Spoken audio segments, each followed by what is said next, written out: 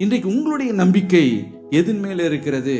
இன்றைக்கு நிறைய பணம் இருக்கு, எத்தனையோ கோடி ரூபாய் இருக்கு, இவ்வளவு சொத்து இருக்கு, அதான் என் நம்பிக்கை என்று சொல்லி கொண்டு இருக்கிறீர்களோ? ஒரு உங்களுடைய தன்னம்பிக்கை மேல உங்களுக்கு ஒரு பெரிய ஒரு நம்பிக்கை இருக்கலாம்.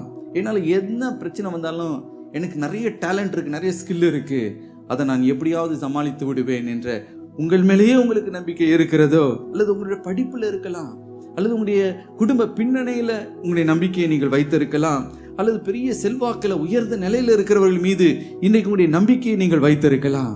ஆனால் நான் ஒரு காரியத்தை சொல்லட்டும், இவருக்கு மேல நீங்க நம்பிக்கை வைத்திருக்கிறீர்கள், உங்க மேல நம்பிக்கை இதெல்லாம் ஒருவேளை வழி விலகி போகலாம்.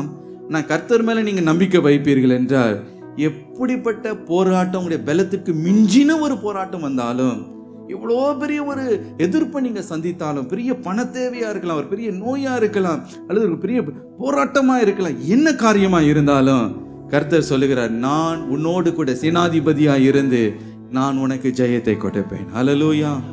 ஒரு நம்பிக்கை உங்களுக்குள்ள வரும், கர்த்தர் என்னோடு கூட இருக்கிறார், நான் அசைக்கப்பட போவதில்லை. என்ன வேணும் வந்துட்டு போட்டுமே, எது என்னை எதிர்கொண்டு வந்தாலும் அதை மேற்கொள்ளத்தக்கதாக சேனாதிபதி கர்த்தர் என்னோடு கூட அவர் இருக்கிறார். ஹல்லேலூயா.